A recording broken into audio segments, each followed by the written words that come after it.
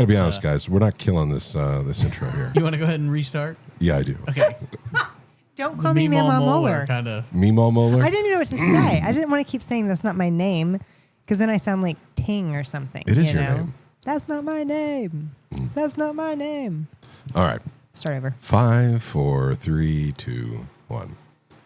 Hello, my friends, and welcome to the Two Trees Podcast. I'm John Dillon, and I'm here with Rose Moeller. Hello. And Martin Listener. Hey, y'all. Martin, walk us in with our sponsor for today. Jumping right into it this time because we have a nice sponsor that I didn't have to farm myself. This one just came to us. Yeah, our buddy Rusty hunted this one up for us. Yeah, so thanks. shout out to you, Rusty. Big thanks to Rusty. We actually tried to have him on the podcast one time, but we won't talk about how that ended. Sooner or later, Rusty will be back on with Listen, us. he'll be on the board. It was during the Great Board debacle. It was. I mean, it will really define 2026. It was. We'll remember it as the board debacle. But year. I don't think he hates us. I think he'll come back on. No, I think so too. He said thanks for doing the podcast too. But Rusty, thank you for this sponsor, which is Uncle Laban's School of Husbandry. Mm-hmm. At Uncle Laban's School of Husbandry, we teach you lessons that you won't learn anywhere else. Uncle Laban. My uncles are all better than that one. You know, this did prompt a discussion on what husbandry actually is and what the word. We have to define our terms, don't we, Martin, every single time? We do, yes. Mm-hmm. Best Martin way to gave do you a Sunday huge school. shout out in Sunday school at Even church though on she was Sunday. late. I was But not. you weren't there. I was not late for Tardy. Sunday school. She wasn't late, she was tardy. I was early for church. That's true. Depends on how you look at things.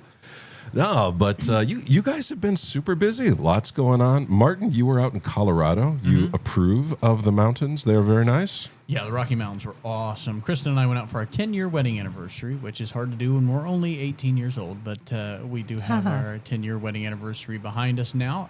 Went out and saw them, and just honestly seeing the creation was the best part. I mean, God's creation in the mountains and seeing that. Went to Denver and to the Garden of the Gods, which was really cool, and an e-bike tour through there. So I'm pretty much a professional. They call me the Tony Hawk of e-bikes because I set the land speed record at 39.3 miles an hour on an e-bike going down the hill in the Garden of the Gods.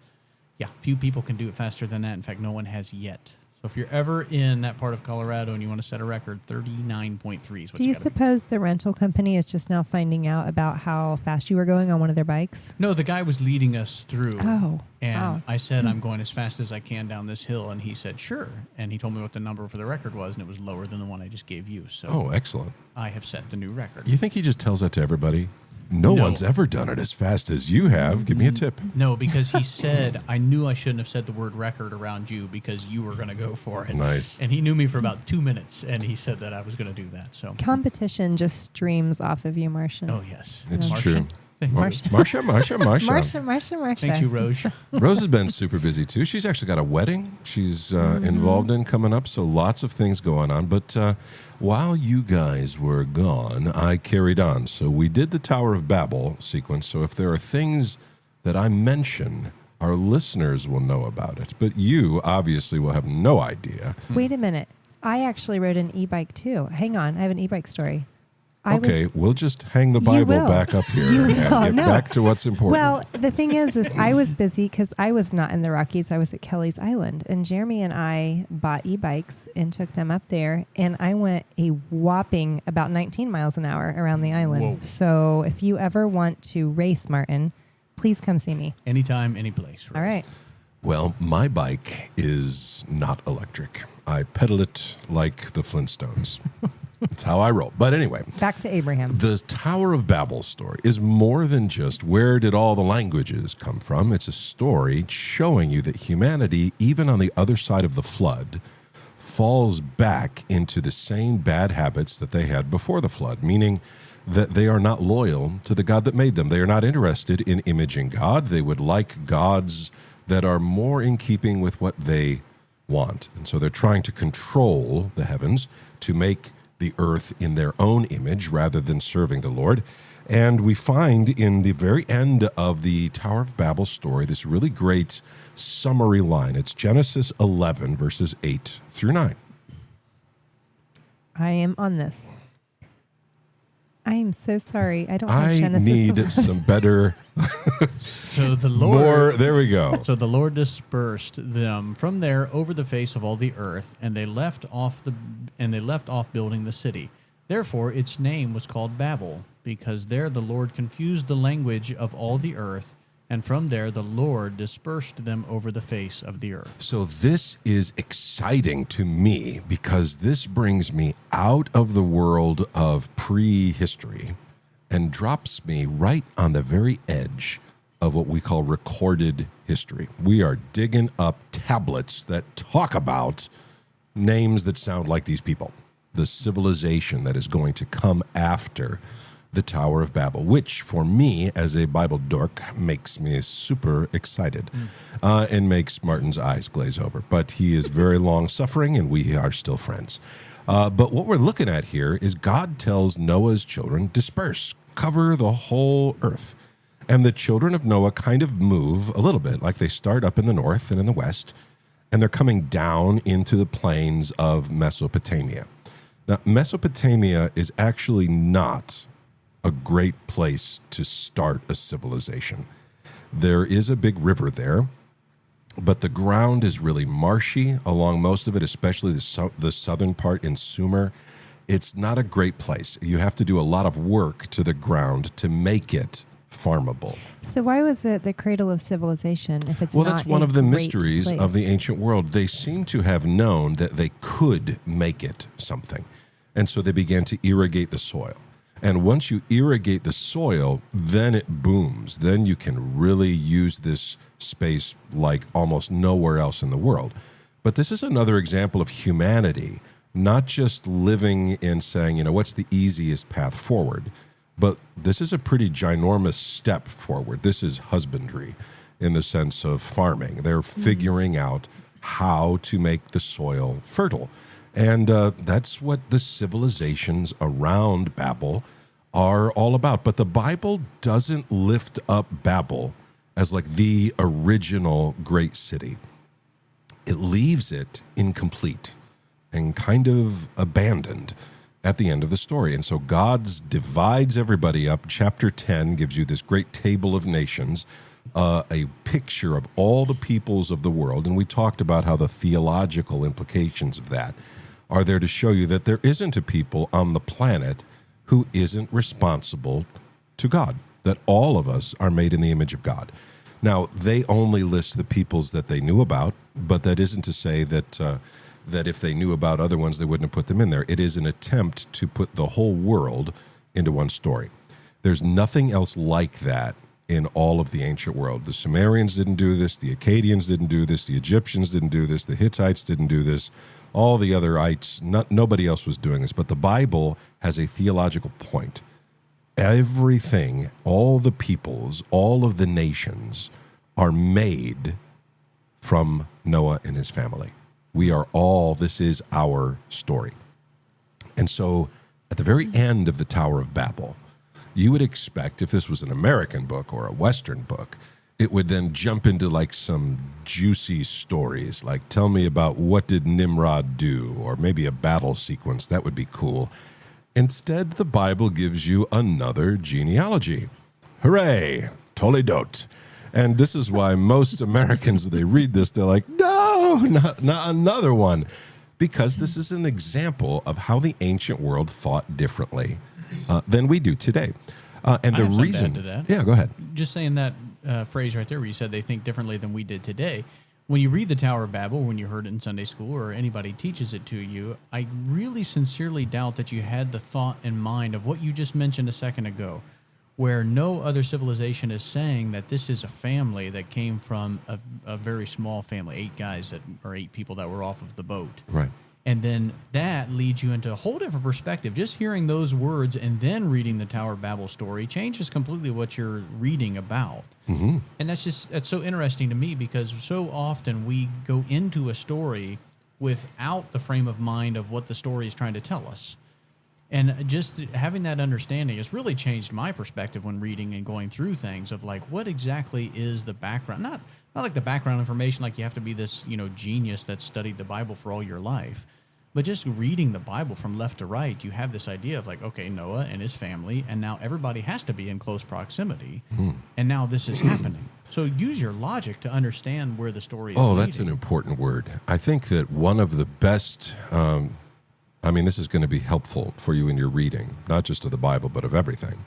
Ask yourself, why did the author do it this way and in this order? Mm-hmm. Most of the time, people are using the Bible like a toolbox, like they pop it open and they're looking for some verses on depression, or give me something that talks about sanctification, or what's the Bible, some inspirational stories to give me some pizzazz for where I'm living right now. And we don't really walk through the text and ask the question, you just told me the history or the genealogy of the nations, and then you told me where all the languages came from, and you showed me that all of humanity was reaching into the darkness again, and that God scattered them, not through violence, but through confusion. And then it zooms in, not on all of the nations of the world, but on just one of the branches of Noah's sons. It doesn't give you a ton of information on Ham or on Japheth, but it does about this fella named Shem. And so you can picture this almost in the lens of like, if you've been to a movie, like this is from like way out. We've been in outer space getting this total picture of the whole planet. And now it's like Google Earth. You're zooming in on one location and one people, to the extent that now we're going to deal with one guy, one family. And this is where God is going to move to bring all of the nations that we just left at Babel back into a relationship with him. And I'm sure you're going to get to this, or maybe you haven't, but the idea that Jesus of reversing the Babel story, but it's like this, it's so silly because God just saved these people from the flood. And then we're going to say that, well, he only saved one for the people that he really cared about. He saved the rest so the world could just be populated with people he doesn't care about. Yeah, it doesn't make much sense. And so that it's just weird, even that thought, just that one sentence. And then you read a book like Jonah, and you're like, oh, this doesn't fit. Why is God suddenly interested in what Assyrians are thinking and doing? But when Jesus comes in, his ministry is talking about, Gentile and Jew alike. And even today, when we're talking about issues of people we don't like or people that look different or whatever, why is it surprising to us when if you read Babel with this perspective of like, I saved these people because I wanted these people, all these people are image bearers of me and I want them to go on. Yeah, well, I think a big part of it, and this is going to sound bad, but I think it's because there is implicit in the vast majority of human history an instinctive racism that sees the world as those who are like me. Those are the ones that God really cares about. The people who act like me, talk like me, value the things that I do. And everybody else is just kind of a bother. That's how the Sumerians viewed all these other civilizations. It's how the Greeks view other civilizations. And even today, it's easy to straw man an entire people group into cheap political points. The Bible doesn't let us do that. Every human being, regardless of their color or language or habits, is made by God on purpose and for a purpose, and that purpose is to image him. And so the calling of all of us returning to Jesus, to the Lord who created us, is a global calling, and it's reflected in what we call this Great Commission. Go, yeah, obviously you start where you are, but then immediately it says go to the people who you get along with the least, from Jerusalem to Samaria. They didn't get on with the Samaritans. And then from there, go to the uttermost parts of the world, making disciples. And so this was uncomfortable. Roman society really thrived on the haves and the have-nots. It was a social tier where the great divider wasn't just slaves and freedmen, but Roman citizens versus literally everybody else. That's such a huge deal when Paul says, oh no, I was born a Roman citizen. And then the Roman guards are freaking out. And it's hard for us to wrap our heads around that because most of us are living in places that are greatly shaped by thousands of years of Christian values. And Judeo-Christian values have brought about a lot of peace. Not to say that everywhere is, but most of us are living in places where at least we're supposed to, and we recognize that this is normal. We recognize there is a calling to defend life. That's not the case in the ancient world at all. They viewed these people as subhuman. And it's still incredibly powerful today. It has no place in the gospel. in the church, in the people of God as we image the Lord, because all of us are from the family of Adam. All of us are from the family of Noah. We are all called to image God. And so all of the nations, Assyrians, Hittites, the Chinese Empire, the Korean Empire, all the way over to North America, way up into Scandinavia, everybody. Humanity is moving out from the mountains of Turkey, right, from the mountains of Ararat, and they are slowly moving away. The writers of the Bible only knew about the peoples that lived in their immediate area. And so they're not like sending messengers to find out people living in like Iceland or something like that. It's not part of the story. And they understood that those people who live further away, they're still our relatives. We come from one source, and that source is the hand of God. And so now we're looking at the world completely broken. God has divided up the nations. Humanity is no longer able to communicate, able to be together. The world now is divided up into tribes and nations, and it gets progressively worse and worse and worse and worse. And it's into that story that you would be excused for thinking, man, God is probably pretty justified in just saying, you made your bed, now sleep in it. This is the mess that you guys are making. I've given you a whole new world, to steal a line from Aladdin, and I'm just not going to come help you anymore. Instead, God does something really surprising. And it comes to us, it's introduced by this man named Abraham. And this episode that you are listening to right this very moment is the introduction to my main man, Abe. We're going to talk about who he is, the world that he came from. And he's introduced in typical Asian, Middle Eastern fashion, not as an individual, but as a member of a family. It's important to be an individual, but the ancient world didn't see you in isolation. You were the son of so-and-so, of the people of so-and-so. It was connected deeply to your identity. And the Bible is a product of that ancient world. Those are the people writing this. And so this is what they say. Now, these are the Toledot of Terah. Terah fathered Abram, Nahor, and Haran. And Haran fathered Lot. And then a really sad verse. Haran died in the presence of his father. Right away, this sounds like things are not going well. This is not a world that people are thriving in. This is a world where fathers are burying their sons. I can't imagine the pain of something like that. I've wept with those that weep, but this is heartbreaking. And this is a family that is instinctively broken in the land of his kindred in Ur of the Chaldeans. And Abraham and Nahor took wives. And the name of Abram's wife was Sarai, and the name of Nahor's wife was Milcah, and the daughter of Haran, the father of Milcah and Iscah. And now Sarah was barren, and she had no child. So again, this isn't normal. This is not the Garden of Eden. This is a world where sons are buried by their fathers. This is a world where the oldest son is not able to perpetuate the family. This is a family that's got great burdens that it's dealing with. And you would assume, well, no, remember when Noah was the center of the story, right? What was wrong with Noah? Nothing. He was perfect in his generation. You look at Noah and you're like, man, this guy, he's got no problems. He's got great kids. They're all married. He seems to be a whiz at building things. He's the guy. The story that you find the recreation of God's people with here comes from an incredibly broken beginning. Terah took Avram, his son, and Lot, the son of Haran, his grandson, and Sarai, his daughter-in-law, the son of Abraham's wife, and they went forth together from Ur of the Chaldeans to go into the land of Canaan. But when they came to Haran, they settled there.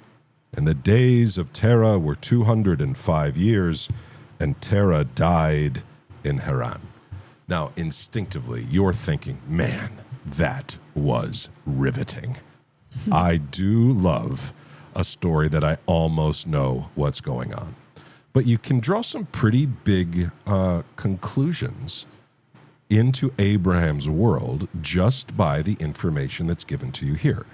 This is a family where the patriarch, this guy named Terah, is still alive, and his sons, Abram and Haran, Haran dies, but the idea is the same. So Abraham kind of adopts his son's boy, Lot, to be his son. This is common in the ancient world so that the family name would survive and go on. But Abraham is not the patriarch here. He's not the top dog of the family. And they are a people in flux. They are wandering. They're not happy where they are. They're moving around, and the intention is to go to a place called Canaan, and they only get halfway there, and then they stop. That would be infuriating to most people on a road trip. We're going to go live in, I don't know, this country over here. And you get halfway there, and you're like, this is far enough. Why did they stop there? Why did they only get halfway home, and then the story stops? So what you have here, if you look at it, has some striking similarities back to the story of Noah. Remember, Noah has how many sons? 3. 3. You remember Lamech, that evil guy? He also has 3 sons. This is a new family, and it has 3 sons: Lamech, Noah, and now Terah, and the death of this guy named Haran. This is a family that is in, it's almost an echo of what you've heard before. But this isn't a perfect family. This is a family dealing with real trauma, with probably, a lot of deflated hopes. Things weren't going the way they thought they were going. They've left their homeland. They're wandering around, and things seem unsettled. And right away from the text, we can say, man, that would stink. I don't think I would like that kind of a life where I don't know where I fit, where relatives are passing away. I feel bad for Lot, having lost his dad and being brought into a family like with Uncle Abraham. I mean, I assume it was good, but that's a hard road to walk down. And worse, for his dad, he just buried his son. But we're looking at this guy, Abraham, or he's really called Abram, and he's not a mythological character. This is what's cool about the Abraham story, is we know just about the years that this happens. We know a lot about the world that Abraham lived in. So this event is happening in about 2000 BC. So it's just as far from Jesus on the other side as we are today. And it's in a world, the Fertile Crescent, and it's had some really weird things happen to it. It is not a place where everyone is of the same ethnicity. The dominant culture used to be a group of people called the Sumerians. And they had another culture who spoke a Semitic language, and they're called the Akkadians. And these two groups of people kind of battled back and forth for supremacy, and sometimes one group is up and then another. And there's some little empires like Gilgamesh cobbles together a city-state. But for the most part, it's individual city-states at war with each other. I have a quick question. You say it's this 2,000 years before Christ. How long is this after the flood? So I don't know. Okay. I don't think anybody knows. We can count the years that are listed for us in the Bible, but the biblical story and generations don't have to include every single generation. And this is a problem because we know there's a lot of history that happens after the flood and before Abraham. Like we're digging up the tablets. There seems to have been a ton of time between these events. And in the end, we don't know. We just have to say it happens after. But the civilization in Sumeria is in decline. There was a king in a city called Ur. It's called the Ur III kingdom. And it's not going very well. The third dynasty of the rulers of Ur, they were the kings of most of Mesopotamia. And they've pretty much run out of steam. They've got enemies in the north, to the south, to the east, and, well, no one's really living in the desert. But other than that, everyone is upset with them, and they don't have the power to hold their world together anymore. But there is a a group of people living way up in the west, in the mountains north and west of Sumeria. And these people are Semitic-speaking peoples, and they're called Amorites. The Amorites are going to be an important part of this story because as Ur's empire collapses, the Amorites move in and become the new dominant culture. So they didn't come in a horde. There wasn't like Genghis Khan and the Golden Horde riding off to destroy the empire. Amorites are moving down out of the mountains and becoming part of Sumerian society, Akkadian society. They are holding important places in court. They are important scribes. And so you have a clash of worlds. The Amorites are herdsmen that live in the mountains. They're not city builders, but they're adapting quick. They're picking up on what's cool about Sumeria, and they recognize, man, this is collapsing.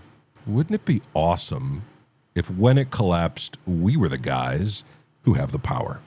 So this isn't a single nation, but it's tribal groups who are united by culture and language and religion. If you want to think of like the collapse of the Roman Empire, they do this with the Germanic tribes. There's not like one German tribe. There's like all these different ones. And there are many different nations doing things differently, but they have a similar culture. That seems to be what the historical Amorite peoples are. I say this because Amorites have a big place in modern-day conspiracy theories. So if you're an internet person, the word Amorite is probably going off like an alarm bell in your head. They have a lot of the same stuff, like they have the same language. Their lifestyle is similar. They're herding sheep and cows, and they're moving through the mountains, and they have a similar religion. The Sumerians call them the Martu, and the Akkadians call them the Amuru, and that's where we get the word Amorite from. But the word just means dude from the West, peoples who live in the West. That is a really broad name. It's not a people who's incredibly specific. Now, the Table of Nations describes their origins. It talks about a people called the Amorites. But the Sumerians seem to be using the word Amorites in a much broader sense than just talking about ethnicity. It seems to have meant the barbarians living in the mountains west of here. It wasn't so much a description of one specific tribe as much as it was a blanket term for all of the nomadic peoples living to the west at that time.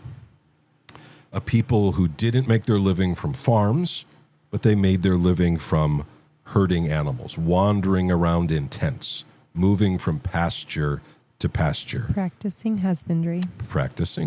And so what happens is as Ur begins to lose power, the Amorites recognize, oh, there's really good grazing land down there. We'll just move a little closer and a little closer and a little closer. And more bands of Amorites come down out of the mountains, different chieftains, different tribes. And what begins to happen is the Ur kingdom collapses. The city-states on the very edges stop sending back tribute. There's no taxes coming in. Everyone starts dating things differently on all their paperwork.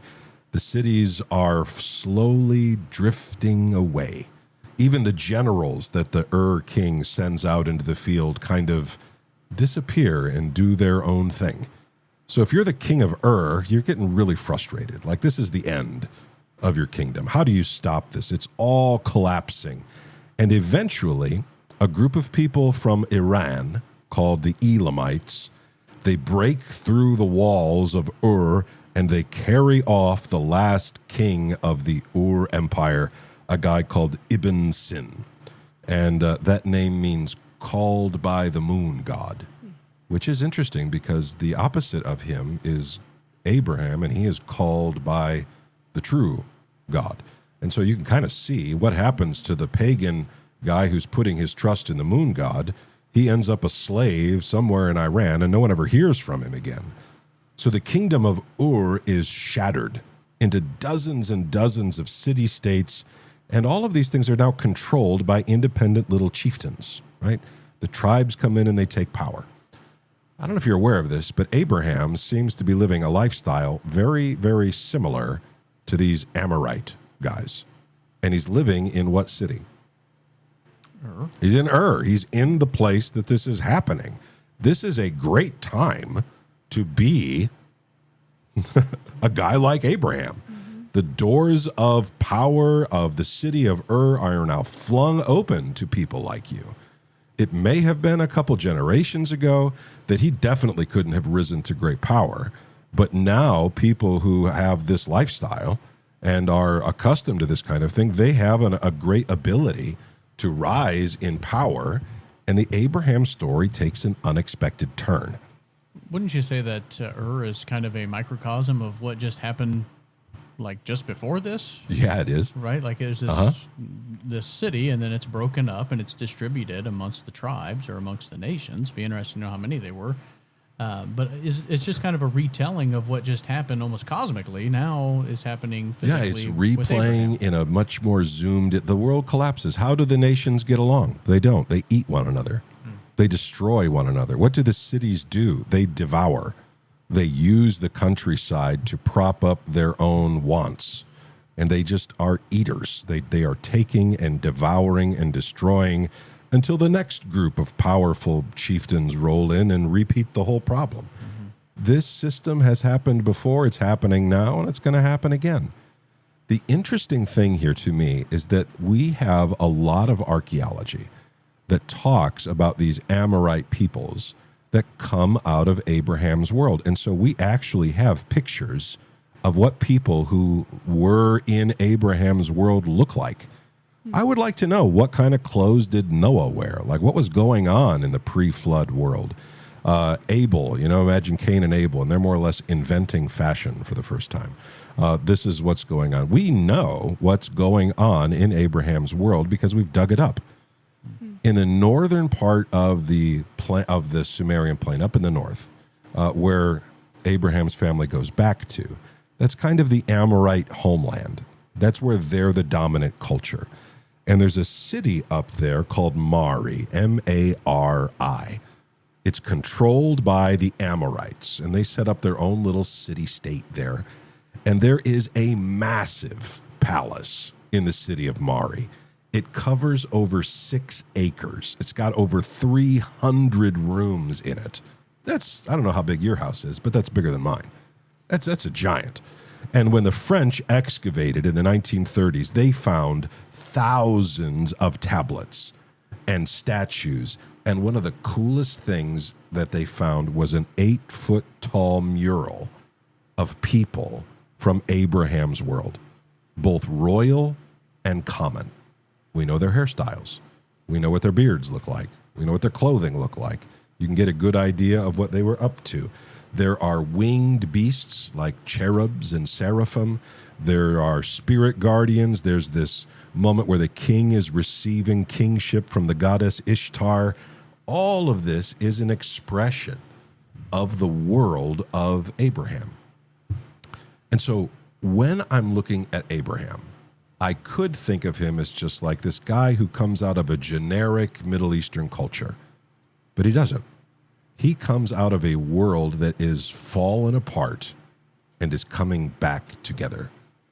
A moment when everyone looked around and thought, this is it. This is the end of civilization. And it actually is a new beginning. The Amorites, instead of choosing one of the ancient Sumerian cities to base their new kingdom out of, they build a new one. They take an insignificant little town and they turn it into the center of their civilization. And the name of that town is Babylon. This is when Babylon enters the scene.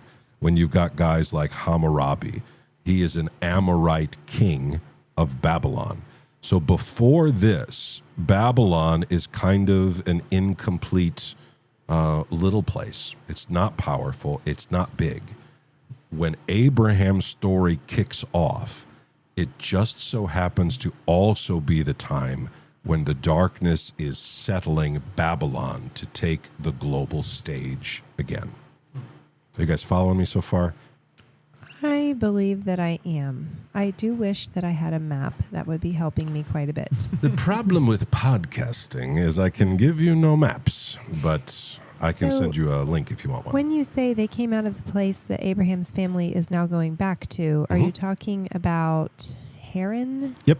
So that's up at the top of the Fertile Crescent. So the Euphrates River and the Tigris River, those are the rivers that make Mesopotamia. Sure. They come down out of the mountains way up in the north of Turkey, the north and the east end of Turkey. And they flow down through this plain. The Amorites are living up in those mountains. And they're coming down out of the mountains, and their civilization has really taken off up in the north. Abraham's story is deeply connected with these people. And so Abraham is a guy who's not speaking ancient Hebrew, right? Hebrew doesn't exist. Abraham is technically the father of the Hebrew people. He's coming out of the world of the Amorites. His family have names that are from Amorite peoples. His family leave Ur, and they take up a way of life that is comfortable to the Amorite worldview in the place that is the homeland of the Amorite peoples. And so Abraham is a guy who connects to these people. There's been a lot of speculation as to whether or not Abraham is an Amorite. And I'm here to tell you 100% nobody knows. You can't say that because the Sumerians aren't using the word the same way that the story of the Table of Nations is using it. It just means Westerner, guys who are farmers and wandering around farming. It's kind of an alternate lifestyle. You have cities, powers, and then there are these herdsmen, and Abraham fits into the latter, not into the first. So we also know that Abraham chooses to be friends, allies, with Amorites. When he moves into Canaan, his buddies are not Canaanites. They're not people who are just living in the cities. The people who are his closest friends come out of the Amorite world. So let's take a look at Genesis 14, verses 11 through 14. So the enemy took all the possessions of Sodom and Gomorrah and all their provisions and went their way. They also took Lot, the son of Abram's brother, who was dwelling in Sodom, and his possessions and went their way. Then one who had escaped came and told Abram the Hebrew, who was living by the oaks of Mamre, Trees. Go ahead. the Amorite, brother of Eshcol and of Aner. These were allies of Abram. When Abram heard that his kinsmen had been taken, he led forth his trained men born in his house, 318 of them, and went in pursuit as far as Dan. So if you think of Abraham as just a really nice guy with a lot of sheep, wandering around having a nice time, that is not the way the Bible presents Abraham. He is a chieftain. He has his own war party of 318 able-bodied fighters who are ready to go. Not only that, but he is good buddies. He's living by the oaks of Mamre, the Amorite, brother of Eshcol and Aner. These guys are his allies. Not like they get together to play cards on the weekend. Ally, that gives you the idea of Abraham as a power. He is more like a Bedouin chieftain than he is just a really nice guy wandering around doing good deeds, trying to get to church on Sunday. That is just this one-dimensional view of him. What he is a product of an incredibly violent world, and he is capable of holding his own. He's able to go back out and rescue Lot, and we know Abraham understands who the Amorites are because he grew up either as a product of their culture or at least incredibly familiar with their culture. So we don't know for sure. Is Abraham an Amorite? We don't know. Genesis 10 gives us a very clear window that the Amorites are descendants of Ham. Abraham's not. But he is living in the place that the Amorites are at. He is living in a way that they are incredibly comfortable with. And so what I'm comfortable saying is that he was certainly at home in their world. I have a question about the text. Mhm. It says went in pursuit as far as Dan. There are generations between Abraham and Dan. That's right. So why would the writer write such a modern to them geographical location that really wouldn't have existed during this time? Yeah, it's because this was written way after these events took place. These stories would have been part of oral tradition. Later on, when the children of Israel are recording their history, they're telling you, oh, they're going to use the modern names of the places because they're writing to a modern audience. Well, it's ancient to us. It was modern Right, sure, to them. that's what I meant. And so it's showing you that he didn't just go a little ways. He goes way up to the very edges, up into Bashan, up on the very edges of where historically Israel's territory went. You have the line from Dan to Beersheba Right. that appears a lot. That kind of describes Israel from north to south. Abraham went where he wanted because he was a powerful guy. I know we don't think of him that way, but he really was. So Abraham is not presented as part of the nations. I think the Bible purposefully doesn't tell you a lot about it, although he obviously was descended from Shem and the family. Instead, the Bible emphasizes that Abraham was the beginning of a new people, and that through him, all the nations of the earth are going to be blessed. It's interesting to me, though, taking into a modern context, because part of my struggle, I guess, in life is the idea of being able to just pull yourself up by your bootstraps all of the time. And Abraham seems like a guy that had that pretty well figured out. I mean, you're talking about a guy, even if he's not from that area or he's not technically an Amorite or whatever you want to say his background or heritage is, he has mastered the culture of the day. And so you see a lot of people today that are hyper successful in the world that we live in today. And very, very few of those people are willing to do what Abraham is about to do because God calls them to do something. And so I think that is very interesting, though, because everybody can conceptualize what it is to become successful or powerful in today's world. Right. And so applying that to someone like Abraham is a little bit different perspective than what you're used to hearing of Abraham. I think that's really the point that the text is driving at here, Martin, is here is a guy who is in Ur. This is the ancient center of Mesopotamia. He's there at the right time. He's there at a time when he should be rising to the top. He's got in, he's broken out of the old ways, and he is in the city. His guys are getting positions of power, Sure. or guys that he knows. They speak the same language. And God comes to him and says, leave it and go back and wander. If you were Abraham, you would have been faced with a very Garden of Eden-like moment, where you could see the shining fruit in the tree. I want to take this and do this my own way. And God is saying, don't take it. Do instead what I have asked you to do. And when you think about it from that perspective, the idea is that God doesn't do anything to prevent Adam and Eve from taking of the fruit. No. The same way he's not preventing Abraham from potentially, pursuing his own desires and what everybody else around him is desiring also. This isn't just like, oh, Abraham was a workaholic and he gave up his life to be successful. No, that's what everybody was wanting and desiring to do. He just had the ability and timing to get it done. Well, and it's even more than that, because it gets to the point where Abraham has too much wealth and he doesn't know, like they're eating whole places dry because they have too many animals. And so like he's been blessed. That's Eden-like language. Abraham must have had to weigh in the balance. Do I leave this place, the promised land that we've been striving to get into all this time? Because in Abraham's day, all the power was in the cities. The way of the herdsmen and all that stuff, that was yesterday's news. Places like Egypt, the big city-states in Mesopotamia, even in Canaan, big cities like Shechem, those are city-states, Sodom and Gomorrah, where Lot goes there. Abraham stands out because he shouldn't be as successful as he is. And everyone who sees him recognizes there's something blessed about you. You are like a tree planted by still waters.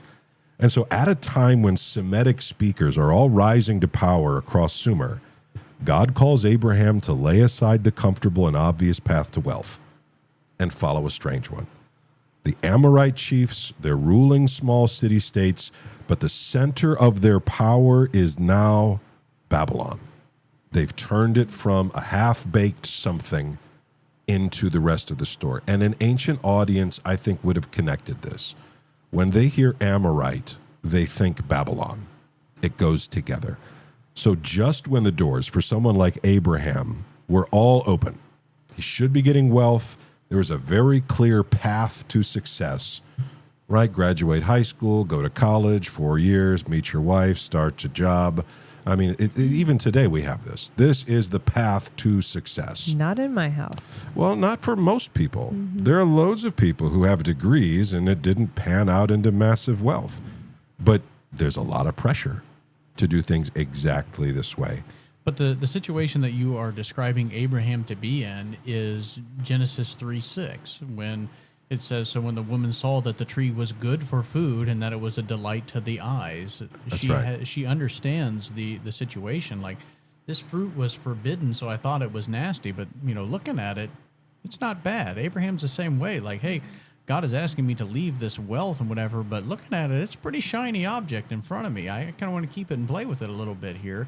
But the Lord is saying to go in another direction. It's the same temptation, if you will, only the tempter is the opposite, I guess. God is presenting something that is not tempting, and you have to take that off. And the reason for that, Martin, is because humanity has now switched sides so completely that they are entrenched in the darkness. And so now you have God wooing back, calling out of the darkness, calling out of the nations a faithful son again. But doing it is in a way that is almost opposite of temptation. Yeah. Yeah. I'm going to bless you. I'm not wanting anything from you. It's just funny that you say wooing, but when you're trying to woo somebody, you're like, hey, come over here, I have cool things. God's like, hey, leave all the cool stuff and come to me, right? Yeah, this is weird for Abraham. And let's actually look at this. So the Bible doesn't just mention Abraham's story in Genesis. He is a major player in any time people are talking about the history of Israel.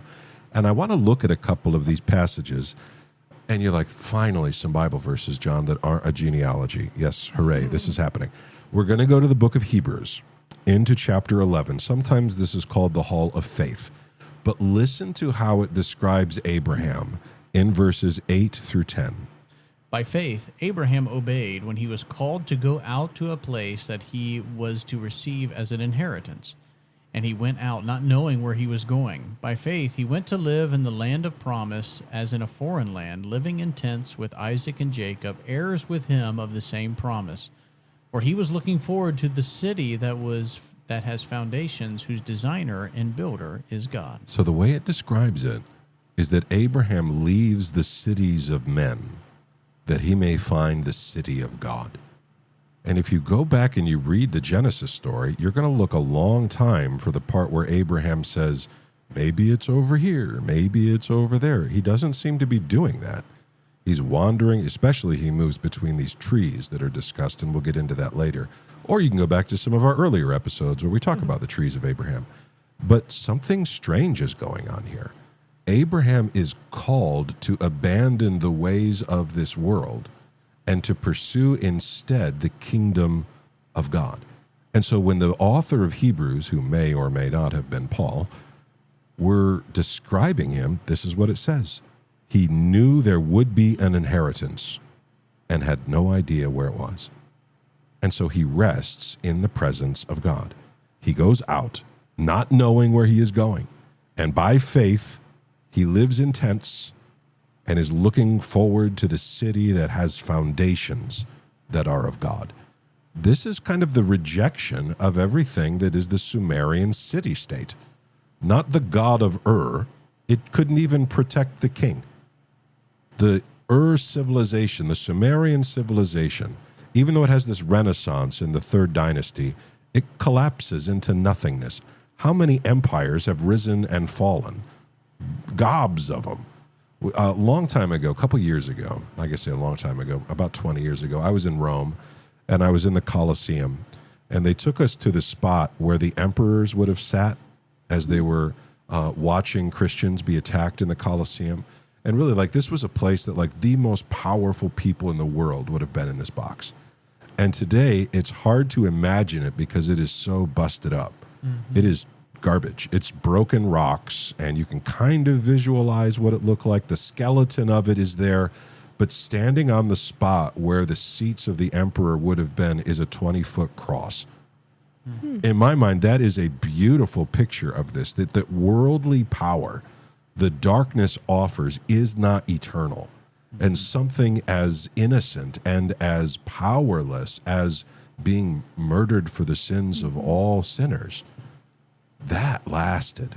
Abraham is on to something because he has chosen not to trust in his own power, but to follow the voice of the Lord. But Abraham's in a situation where, the power is crumbling around, and the Amorites are coming in as an opportunity for them to wield that power once it is taken down. That's right. If you look at it in terms of like relationships with people, they can have power that can, take down other people through gossip and all of this stuff. And it's easy to join in with that because you're not in the crosshairs.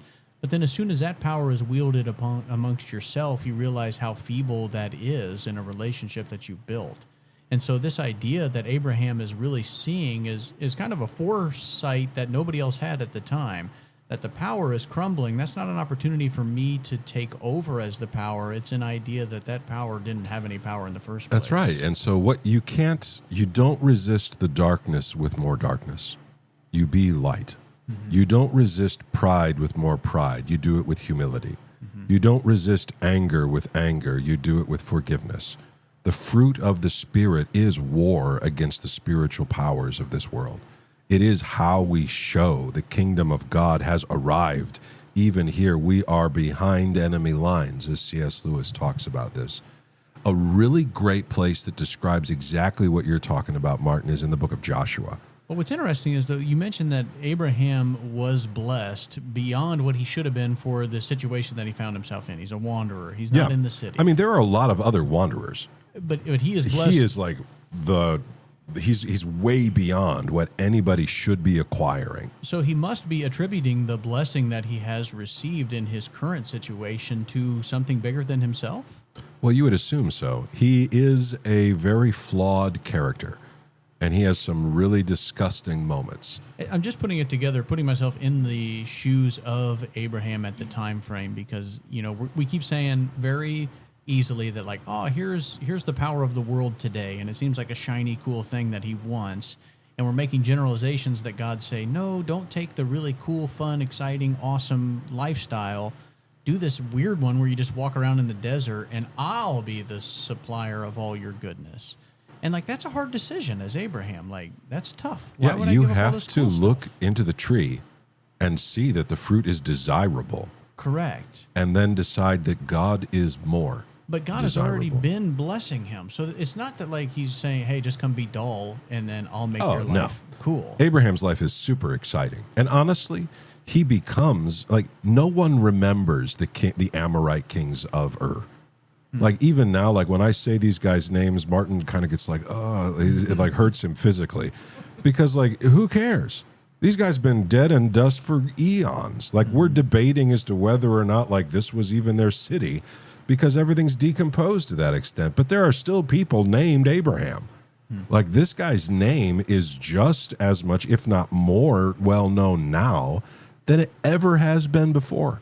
The most famous Amorite of all time is Hammurabi. And he doesn't hold a candle to the name recognition that Abraham has. Sure. If you had told Abraham, you're going to be the most famous person, I mean, 4,000 years from now, you're going to be the guy. Everyone's going to be talking about you, and they're going to write a banger of a song about you and your many sons. And he's like, my wife can't even have kids. And they're going to write songs about, like, this is mind-shattering for him. God is talking to a person who deserves none of it. He has done nothing to earn this. And the grace of God is going to be poured out onto him. The book of Joshua describes this. But he's one of the few that accept it. Well, that's the thing. Like, that's the part that is confusing to me. It isn't that he's, like, the best. It's that he allows. He says, you know what, Lord, I will follow you. And when I fail, I'll come back. That is what separates him. It's also what separates David from Solomon. Rose and I were arguing about this the other day. Talking. Rose was telling me things about this the other day. Let's look at Joshua. So there's actually a long section here between verses 1 and verse 15. But I only have time to do a few of the verses. So we'll do 1, 2, and 3. And then if the other one of you guys would do 14 and 15. Joshua gathered all the tribes of Israel to Shechem and summoned the elders, the heads, the judges, and the officers of Israel. And they presented themselves before God. And Joshua said to all the people, "Thus says the Lord, the God of Israel, long ago your fathers lived beyond the Euphrates, Terah, the father of Abraham and Nahor, and they served other gods. Then I took your father Abraham from beyond the river and led him through all the land of Canaan and made his offspring many." So here Joshua is at the very end of the conquest. They're about to be established in the land, and Joshua reminds them, you guys are not from here. You are from beyond the Euphrates. And your father, Abraham, he served other gods. He doesn't come out of a godly line. He is pulled directly out of paganism. The Lord plucks him right out of the fire. And now look at all the blessing that God has given to your family. This is why generations are so important in the Bible. They don't see themselves as just individuals. They are the most recent chapter in an important saga that's gone on before, and it will last after them. And so Joshua gets really worked up in this. Like you can just feel this is like a Braveheart speech. Like it gets real passionate. And the emphasis of it is here at the end. Martin, will you read 14 and 15? Now, therefore, fear the Lord and serve him in sincerity and faithfulness. Put away the gods that your fathers served beyond the river and in Egypt, and serve the Lord. So he's talking about Mesopotamia. He says, listen, we come out of these worlds. We lived in Egypt for hundreds of years, and we were in Sumeria way before that. We don't belong in either of them. We will not serve these gods. Leave them behind and keep going. And if it is evil in your eyes to serve the Lord, choose this day whom you will serve, whether the gods of your fathers served in the region beyond the river, or the gods of the Amorites in whose land you dwell. But as for me and my house, we will serve the Lord. Did you see the Amorites pop up there again? Mm-hmm. Joshua doesn't see himself as part of this world anymore. He says, listen, we are not that. The religion and the power of the Amorites, it booms in Mesopotamia, but kings in Canaan do the same thing. There are Amorite chiefs who set up little chiefdoms and kingdoms in Canaan, and they're all trying to be like the big dogs back in Mesopotamia. Joshua's calling is, you got to pick. You got to either belong with them or with the Lord. This is as clear. I mean, this is the kind of verse you hang on your wall. As for me and my house, we will serve the Lord. I mean, it gives me goosebumps when you can just picture this. Mm-hmm. This is almost like the words of baptism. I reject the darkness.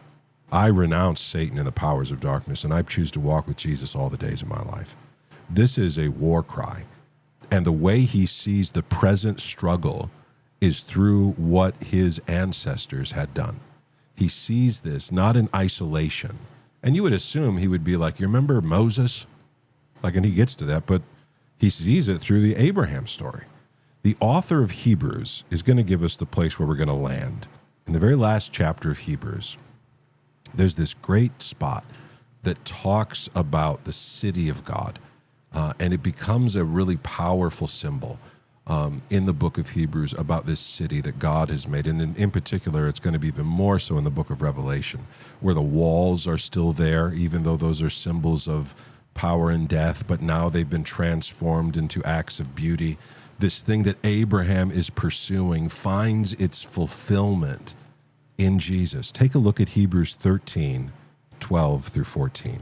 So Jesus also suffered outside the gate in order to sanctify the people through his own blood. Therefore, let us go to him outside the camp and bear the reproach he endured, for here we have no lasting city, but we seek the city that is to come. So just a few pages ago, it described Abraham this way: a man who left the cities of this world to pursue a city whose maker is God. It's not just Abraham who's called to do this. It is you and me. And so we are strangers in a strange land. We are exiles here, but we are the faithful of the King. This is what we're called to do. We have to leave behind Ur. And that doesn't mean physically move, although sometimes you did. I moved. I left almost heaven, and I came to rural Ohio, which is very nice. You guys should vacation here. You'll like it. Actual heaven. No. There are no pepperoni rolls here, which is required. And our gas stations do not have wooden floors. No, there's a lot not to love, but there's so much to love. The people here are fantastic. And I just love it because God has led me all over the place. But it isn't about the physical location. It's about being with God, obeying him. I had a professor in college, and he used to say this: success is finding the will of God and doing it. And that's not going to be the same for everybody. I mean, we do have the broad basics: love God, love your neighbor as yourself. But I'm not raising your kids, and you're not raising mine. You're not carrying the burdens that I'm carrying, and I'm not carrying the ones that you are. We can't just all roll out the cookie cutters and expect this to be what God has made us to be. But we do have the same calling. Leave behind the halls of power of this world and pursue another way, because Jesus is the God of gods, the Lord of lords, mighty and awesome.